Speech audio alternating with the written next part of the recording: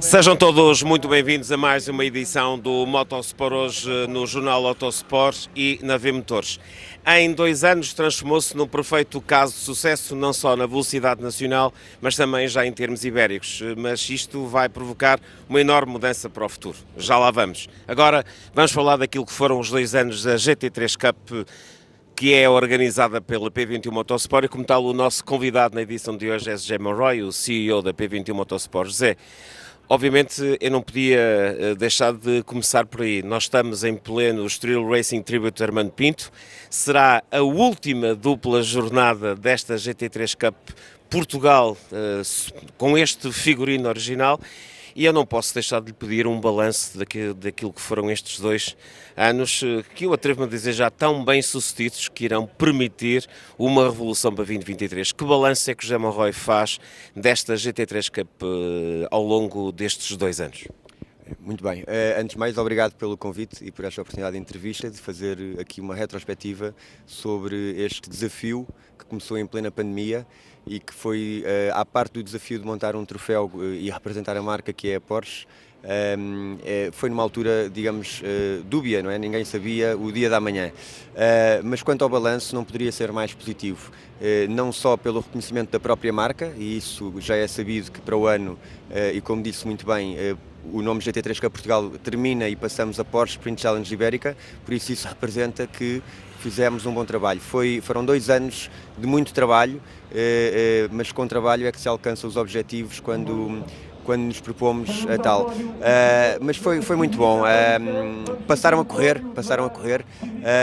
e em termos de organização, como de feedback de equipas e pilotos, eu penso que fomos sempre acompanhando o pedido de alguns reparos, mas de uma forma geral eu posso dizer que a máquina foi logo bem montada também, e com toda a modestia, com o meu know-how de várias frentes no desporto automóvel, ou seja, eu desde que existe que me lembro de estar envolvido através do meu pai, por isso conseguimos logo de início montar um bocadinho em todas as partes um troféu bem montado, mas claro, a parte desportiva é aquela que depois dá origem sempre a mais ajustes, mas por situações de corridas, por situações novas que vão aparecendo também devido ao facto de termos várias categorias, mas acho que temos feito um bom trabalho, as equipas em geral estão contentes e, pelo que eu vejo, todos eles, os pilotos e as equipas, mantêm o interesse em para o ano continuar connosco, por isso eu penso que isso demonstra também o agrado de todos. Zé, já não é fácil montar um campeonato ou um troféu desafiando pilotos que tenham as suas montadas a participar, muito menos quando estamos a falar de GTs. Agora, é de uma ousadia tremendo meter-se num avião e ir adquirir praticamente 2 dezenas de viaturas, não sabendo, como diz, numa altura em que a pandemia ainda reinava, o que é que seria do dia da manhã. Como é que surgiu essa ideia de repente ir até terras do outro lado do Atlântico para adquirir os 997 que lá corriam? Bom, exato, é verdade. Eu assumo essa ousadia do meu lado, mas sempre feita, digamos, com algum atrevimento, mas com os pés bem assentes na terra. Eu já há alguns anos que tinha vontade de contribuir para o desporto nacional motorizado, no sentido de querer montar um troféu, algo para impulsionar aqui a velocidade em Portugal, por isso não foi tudo de repente, essa vontade já existia. Cheguei até a abordar na altura com a ligação quando eu comprei um AMG para eu próprio correr, a Mercedes Portugal, houve interesse, mas nunca se desenvolveu. Em outubro de 2020 estava eu a participar na corrida de suporte à Fórmula 1 em Portimão, o regresso da Fórmula 1 a Portugal, e foi aí que conheci a pessoa que estava envolvida com estes carros no Troféu da Argentina, a propósito de outro pretexto, não era este projeto, mas isto para dizer que foi aí que eu a conheci, e entre outubro e até dezembro, estamos a falar de 2 meses sensivelmente, surgiu esta hipótese de este negócio e de trazer os carros para Portugal. Eu pensei na altura, excelente, vai de encontro àquilo que eu já imaginava, que era montar um troféu, mas para ser, embora estivéssemos, como eu já disse, numa altura dúbia de pandemia, tem que ser agora. Não vou esperar um ano para ver, e então comecei a pensar de um ritmo um bocadinho acelerado, um bocadinho em tudo, como é que poderia concretizar este desafio, e pronto, e foi, como se costuma dizer, bola para a frente. tive o cuidado naturalmente de abordar a Federação, de demonstrar a minha ideia, ainda em termos não oficiais para o público, e quando vi que esse era um passo importante, não é? Ou seja, que era possível, que não havia nada contra, tomei a iniciativa de avançar e depois foram ali 2 ou 3 meses de muito intensos, porque os carros chegaram dia 4 de março e o troféu começou dia 20 de abril, por isso tivemos aqui 1 mês e meio entre os carros chegarem. Eu próprio fiz questão de experimentar o carro 1 a 1, porque queria ter a confirmação do que é que estava a entregar aos clientes, e depois foi full gás para vender o projeto e a ideia, e como eu disse, isto é o meu meio, as equipas, os pilotos, ou pelo menos a grande maioria, conhecem-me, penso que sou uma pessoa com alguma credibilidade no mercado e então todos eles decidiram também alinhar, porque partilhavam a ideia de que a velocidade em Portugal estava a precisar assim de um boost do género, e foi assim que começou. Vou-lhe fazer uma dupla pergunta numa só. Considera que um dos segredos para o sucesso da GT3 Cup Portugal terá sido o facto de ter proposto 2 formas de correr. Uma, o chave na mão, através do aluguer de um carro ao longo ou de uma época ou até prova a prova, e a segunda possibilidade, a aquisição do carro por parte das equipas. E aí fazia a tal segunda pergunta. Estava à espera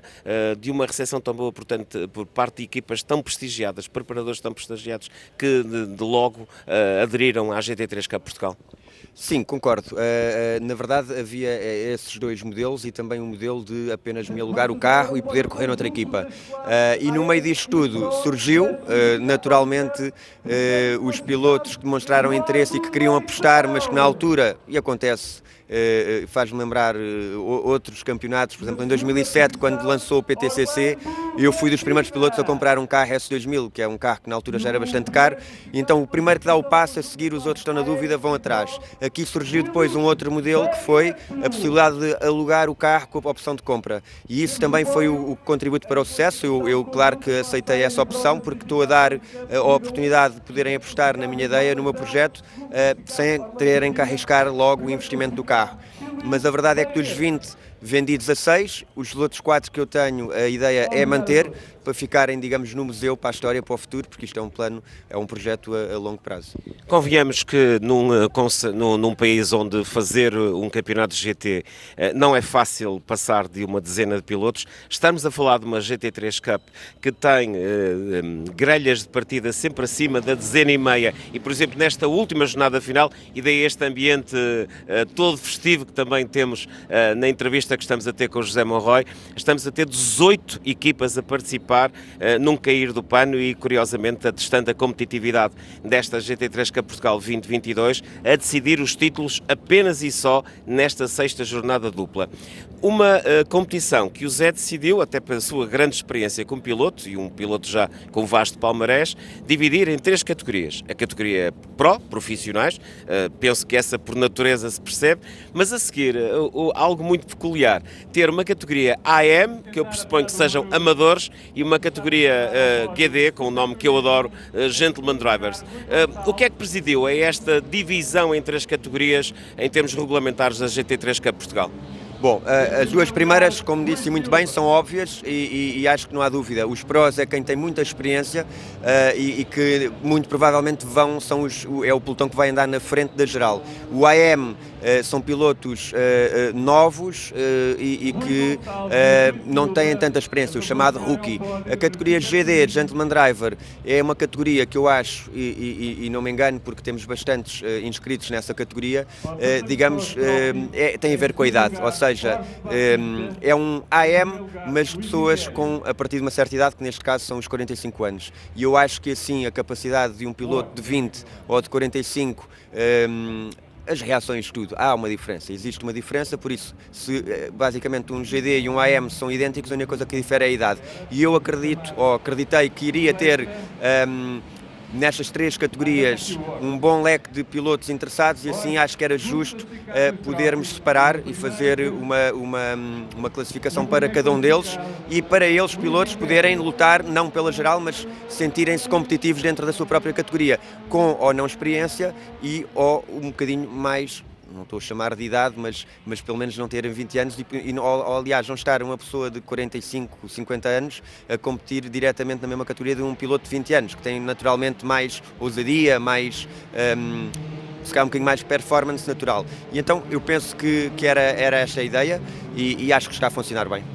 Muito bem, agora é tempo de falarmos de 2023. Os 997 GT3 Cup não se vão reformar, mas vão receber um irmão mais jovem. Vão receber o 991 GT3 Cup, aliás, o exemplar de promoção da série ibérica que irá ser promovida pela P21 Motorsport. Está também a servir-nos de parte de cenário. Que desafio em 2 anos convencer os responsáveis da Porsche a aceitar a competição que a P21 Motorsport coloca nas pistas portuguesas e espanholas como uma competição oficial Porsche. Esse sorriso diz tudo, Zé, motivo de muito orgulho. Exato, sem dúvida nenhuma. Curiosamente, o contacto inicial com a Porsche foi a Porsche comigo e não eu com a Porsche, porque faz sentido eles saberem da movimentação de 20 carros de um continente para o outro e chegaram até mim e eu apenas me apresentei e disse quais eram as minhas intenções. Eles perguntaram-me o que é que podiam ajudar e eu disse o que me podem ajudar é caso exista aqui algum acompanhamento técnico, que os carros para mim são novos, são experientes e estarem atentos àquilo que eu faço, porque se correr bem, se calhar gostava de ter eu costumo dizer, o carimbo Porsche. Isto tudo naturalmente, e foi o que aconteceu. Foram acompanhando tudo, o ano passado já tivemos a visita deles, oficial, na última prova precisamente aqui no Estoril, e este ano as coisas começaram-se a evoluir em termos de caminhar para o que se conseguiu chegar, que é, digamos, a oficialização do troféu com a marca por trás, e isso, claro, para mim e para toda a equipa, e eu acho que também para todas as equipas, eu digo toda a equipa P21 e para todas as equipas presentes no troféu, é motivo de orgulho, porque o trabalho não foi feito só por mim, o trabalho foi iniciado por mim, mas naturalmente que todos fizemos parte deste sucesso, inclusive o Joaquim, para que em todas as áreas podermos fazer o nosso melhor e a Porsche não olha só para os pilotos, para o número de carros, olha para até outros pormenores que para mim foram novidade e que eu fui ajustando para que pudéssemos finalmente, e digo que não foi, quando começámos a caminhar para poder ser oficiais, houve ali alguns meses intensos de ajustes e para podermos finalmente levar como eu digo, o carimbo deles. Mas claro, é um orgulho enorme e fazer história não só em Portugal como também em Espanha, porque ao fim e ao cabo, e como disse é muito bem, a Porsche Sprint Ibérico abrange Portugal e Espanha, tanto um país como o outro, nunca na história teve o troféu da One Make Series da Porsche e tendo organizado por nós é motivo de grande orgulho. Vamos ter este troféu oficial Porsche em pista em 2023. Obviamente, nesta reta final da nossa entrevista, as duas questões que se impõem é saber que novidades em termos regulamentares e também em termos de calendário é que vamos ter para esta primeira edição da Porsche Sprint Challenge Ibérica, promovida pela P21 Motorsport. Exato, em termos regulamentares e a exemplo do que já fizemos para o GT3 Cup, que iniciou ano passado, estamos a seguir os regulamentos da própria Porsche, ajustado um bocadinho à nossa realidade, e quando eu digo ajustado à nossa realidade tem a ver mais com as categorias e com o formato das corridas. Sendo Sprint Challenge, abrange corridas de sprint, como o nome diz, porque depois há o Carrera Cup, existe o Sprint Cup, são formatos diferentes, por isso aí vai sofrer alguns ajustes para o ano, nada de grande diferença. Aliás, até é basicamente um aumento de tempo por treinos, tanto livres passam para 30 minutos como os crono, e as corridas passam de 25 minutos para 28 mais uma volta. Por isso, pequenos ajustes, eu digo para cima, porque os pilotos que andam, quanto mais tempo de pista tiverem melhor. A nível de regulamento, estamos a trabalhar em alguns ajustes finais, porque como vamos ter categoria, vamos ter modelos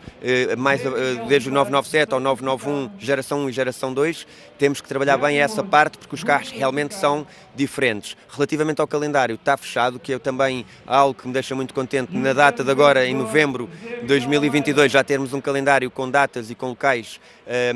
já definido para 23, acho que é bom para todos, principalmente para os pilotos, para também poderem começar já a organizar a sua agenda profissional, de forma a poderem estar presentes em todas as provas, e posso já adiantar que das 6 fins de semana, Vão ser 4 provas em Espanha e 2 em Portugal, naturalmente que uma será no Algarve e outra aqui no Estoril, e em Espanha também posso adiantar os circuitos confirmados, temos Barcelona, Jerez, Valência e Motorland, Aragão. Outra das coisas que, inclusive, nesta versão da GT3 Cup Portugal conseguiu rapidamente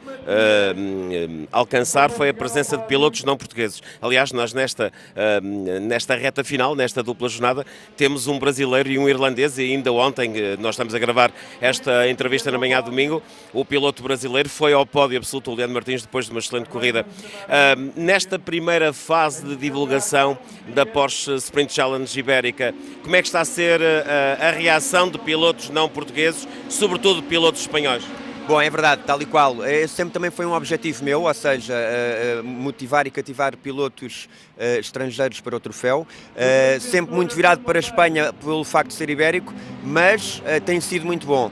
Temos o irlandês, temos o Leandro, que é brasileiro, tivemos em Jerez também o Chris, que é inglês,